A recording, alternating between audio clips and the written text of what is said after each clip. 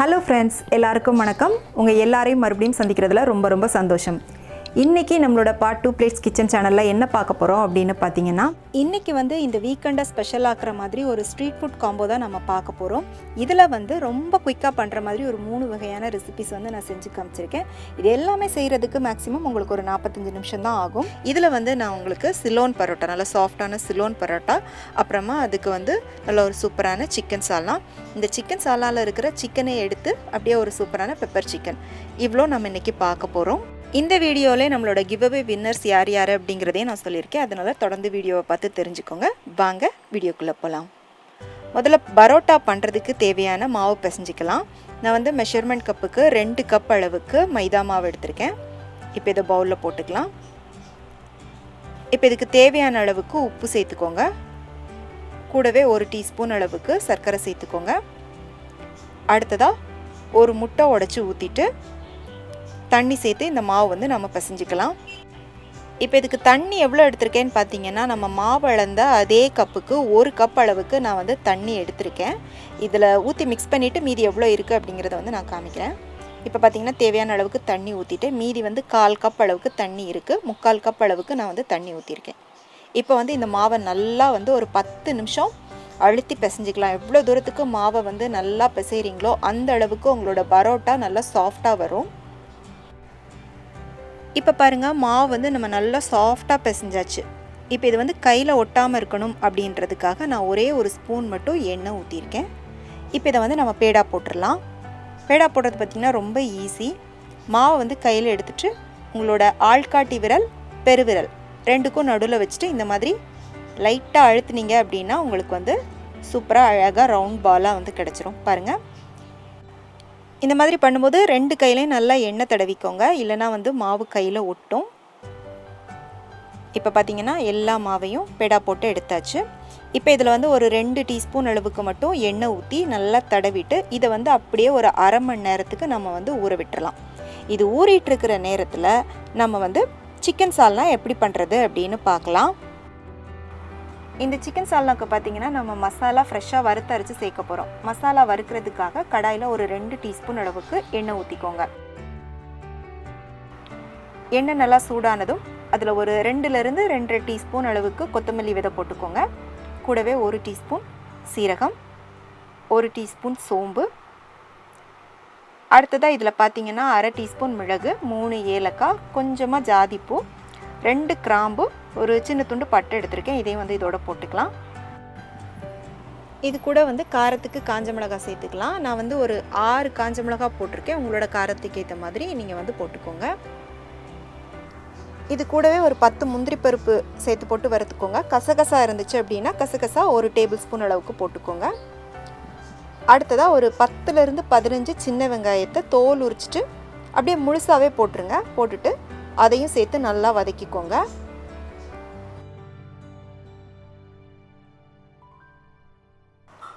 அடுத்து தக்காளி சேர்த்துக்கலாம். தக்காளி ஒரு தக்காளி, நல்ல பெரிய தக்காளி, பழுத்த தக்காளி போட்டுக்கோங்க. தேங்காய் பார்த்தீங்கன்னா ஒரு 3 டேபிள் ஸ்பூன் அளவுக்கு துருவின தேங்காய் போட்டுக்கோங்க. போட்டுட்டு எல்லாத்தையும் சேர்த்து நல்லா வதக்கி விட்டுக்கோங்க. பாருங்கள், இப்போ நல்லா வதங்கிருச்சு. இது வதங்கினதுக்கப்புறமா இதை நல்லா ஆற விட்டுட்டு ஒரு மிக்ஸி ஜாருக்கு மாற்றிட்டு அதோட ஒரு அரை கப் அளவுக்கு தண்ணி சேர்த்து நல்லா இந்த மாதிரி மையாக அரைச்சி எடுத்து தனியாக வச்சுக்கோங்க. இப்போ நம்ம சிக்கன் சால்னா எப்படி பண்ணுறதுன்னு பார்த்துடலாம். இன்றைக்கி நான் குக்கரில் தான் பண்ண போகிறேன். குக்கரில் ஒரு 4 டேபிள் ஸ்பூன் அளவுக்கு தேங்காய் எண்ணெய் ஊற்றிருக்கேன். எண்ணெய் சூடானதுக்கப்புறமா அதில் ஒரு அரை டீஸ்பூன் சோம்பு, ஒரு பிரிஞ்சி இலை, ஒரு நட்சத்திர சோம்பு போட்டுக்கோங்க. கூடவே ஒரு 2 பெரிய வெங்காயத்தை நீளவாக்கில் கட் பண்ணி போட்டுக்கோங்க. அடுத்ததாக 3 பச்சை மிளகாய் கீரி போட்டுக்கோங்க. போட்டுட்டு இதை நல்லா வதக்கி விட்டுக்கோங்க. இப்போ வெங்காயம் ஓரளவுக்கு வதங்கி வந்ததும் இது கூட ஒரு 2 டீஸ்பூன் அளவுக்கு இஞ்சி பூண்டு விழுது சேர்த்துக்கலாம். சேர்த்துட்டு இஞ்சி பூண்டோட பச்சை வாசனை போகிற வரை அதையும் நல்லா வதக்கி விட்டுக்கோங்க. இஞ்சி பூண்டோட பச்சை வாசனை நல்லா மாறினதுக்கப்புறமா இதில் சிக்கன் போட்டுக்கலாம். சிக்கன் நான் ஒரு 3/4 கிலோ அளவுக்கு சிக்கனை நல்லா மஞ்சள் போட்டு கழுவி எடுத்து வச்சுருக்கேன். இதை போட்டுக்கலாம். சிக்கன் போட்டுட்டு அதுக்கு தேவையான அளவுக்கு உப்பு சேர்த்துக்கோங்க. கூடவே ஒரு 1/4 டீஸ்பூன் மட்டும் மஞ்சள் தூள் சேர்த்துக்கோங்க. சேர்த்துட்டு இதை வந்து நல்லா வதக்கி விட்டுக்கோங்க. சிக்கனை வந்து ஒரு 5 நிமிஷம் நல்லா வதக்கி விட்டுட்டே இருந்தீங்கன்னா சிக்கன்லேருந்து இந்த மாதிரி கொஞ்சம் நல்லா தண்ணி பிரிஞ்சு வர ஆரம்பிக்கும். இந்த ஸ்டேஜில் நான் இதோட ஒரே ஒரு டீஸ்பூன் மட்டும் காஷ்மீரி மிளகாய்த்தூள் சேர்த்துருக்கேன். காஷ்மீரி மிளகாய்த்தூள் சேர்க்கும் போது சிக்கன் சால்னா நல்லா வந்து கலர் கிடைக்கும், அதுக்காக நான் சேர்த்துருக்கேன். சேர்த்துட்டு இதையும் வந்து நல்லா கலந்து விட்டுக்கலாம். இப்போ இது கூடவே நம்ம அரைச்சி வச்ச மசாலா விழுதையும் சேர்த்துட்டு ஒரு 5 நிமிஷத்துக்கு இந்த சிக்கனையும் மசாலாவையும் சேர்த்து நல்லா கலந்து விட்டுக்கோங்க. கலந்துட்டு இதுக்கு தேவையான அளவுக்கு நம்ம வந்து தண்ணி ஊற்றிக்கலாம். தண்ணி வந்து நான் 1.5 கப் அளவுக்கு ஊற்றிருக்கேன். உங்களுக்கு வந்து சால்னா எவ்வளோ வேணுமோ அதுக்கேற்ற அளவில் நீங்கள் வந்து கூட குறைய தண்ணி அட்ஜஸ்ட் பண்ணி ஊற்றிக்கோங்க. ஊற்றிட்டு நல்லா கலந்து விட்டுக்கோங்க. இப்போ இது வந்து லைட்டாக ஒரு கொதி வர ஆரம்பிக்கும் பார்த்தீங்களா, அப்போ தான் வந்து நம்ம குக்கரை மூடி விசில் போடணும். இப்போ பாருங்கள் கொதிக்க ஆரம்பிச்சிருச்சு.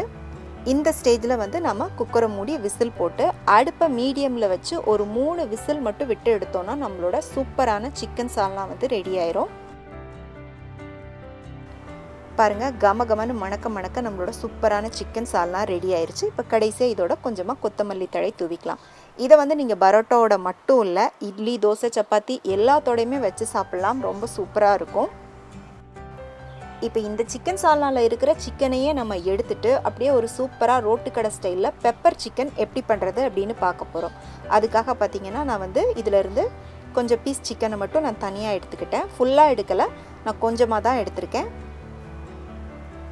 இப்போ இது வந்து அப்படியே இருக்கட்டும். இப்போ கடாயில் வந்து ஒரு 1.5 டீஸ்பூன் அளவுக்கு மட்டும் நான் எண்ணெய் ஊற்றிருக்கேன். இதில் 1/2 டீஸ்பூன் சோம்பு, அப்புறமா ஒரு 4 டீஸ்பூன் அளவுக்கு நல்லா பொடிப்பொடியாக கட் பண்ண பெரிய வெங்காயம், காரத்துக்கு ஒரு 3 பச்சை மிளகாய் பொடிப்பொடியாக கட் பண்ணி போட்டிருக்கேன். கூடவே கொஞ்சமாக கருவேப்பிலை சேர்த்துட்டு இது எல்லாத்தையும் கொஞ்சம் கண்ணாடி பக்குவம் வர்றது வரை வதக்கி விட்டுக்கோங்க. வதங்கினதுக்கப்புறமா நம்ம எடுத்து வச்சுருக்கிற சிக்கனை அப்படியே இதில் போட்டுட்டு ஒரு 1/2 டீஸ்பூன் மிளகாய்த்தூள், 1/2 டீஸ்பூன் கரம் மசாலா தூள், 1/2 டீஸ்பூன் சீரகத்தூள், 1 டீஸ்பூன் மல்லித்தூள், ஒரு 1/4 டீஸ்பூன் மட்டும் சோம்பு தூள் போட்டுக்கோங்க. கூடவே ஒரு 1/4 டீஸ்பூன் மிளகுத்தூள் சேர்த்துட்டு எல்லாத்தையும் நல்லா வதக்கி விட்டுக்கோங்க. உங்களுக்கு உப்பு தேவை அப்படின்னா செக் பண்ணி பார்த்துட்டு நீங்கள் வந்து எக்ஸ்ட்ரா போடணுன்னா போட்டுக்கோங்க. இப்போ இது கூட வந்து நான் எக்ஸ்ட்ரா கருவேப்பிலை கொஞ்சம் சேர்த்துக்க போகிறேன். அந்த கருவேப்பிலையோட ஃப்ளேவர் வந்து ரொம்ப நல்லாயிருக்கும். அதனால கருவேப்பிலை வந்து நிறைய சேர்த்துக்கோங்க. சேர்த்துட்டு நல்லா கலந்துக்கோங்க. கூடவே பொடி பொடியாக கட் பண்ண மல்லித்தழையும் சேர்த்து போட்டுக்கோங்க. போட்டுட்டு நல்லா அந்த மசாலா பொருட்களோட பச்சை வாசனை போகிற வரை நல்லா வந்து வதக்கி விட்டுக்கோங்க. புளிப்புக்கு வந்து ஒரு பாதி லெமன் மட்டும் பிழிஞ்சு விட்டுக்கோங்க. கூடவே இன்னொரு 1/4 டீஸ்பூன் அளவுக்கு மிளகுத்தூள் சேர்த்துக்கோங்க. மிளகுத்தூள் வந்து நீங்கள் எவ்வளோக்கு எவ்வளோ அதிகமாக சேர்க்குறீங்களோ அந்தளவுக்கு நல்லாயிருக்கும். அதனால் நீங்கள் எக்ஸ்ட்ரா கூட சேர்த்துக்கலாம். சேர்த்துட்டு கலந்துக்கோங்க. அவ்வளோதான், இது ரெடி ஆயிடுச்சு. இப்போ அடுப்பை ஆஃப் பண்ணிவிட்டு இது கூட நல்லா பொடி பொடியாக கட் பண்ண பெரிய வெங்காயம் ஒரு 3 டீஸ்பூன் அளவுக்கு சேர்த்துக்கோங்க. இந்த ஸ்டெப்பை ஸ்கிப் பண்ணாதீங்க. இந்த பச்சை வெங்காயம் தான் வந்து இதுக்கு ஒரு சூப்பரான அந்த ரோட்டுக்கடை டேஸ்ட் வந்து கொடுக்கும். அதனால் சேர்த்துக்கோங்க. அவ்வளோதான், நம்மளோட சூப்பரான ரோட்டுக்கடை ஸ்டைல் பெப்பர் சிக்கன் ரொம்ப ரொம்ப ஈஸியாக ரெடி பண்ணியாச்சு. அடுத்ததான் நம்மளோட பரோட்டா எப்படி பண்ணுறது அப்படின்னு பார்க்கலாம்.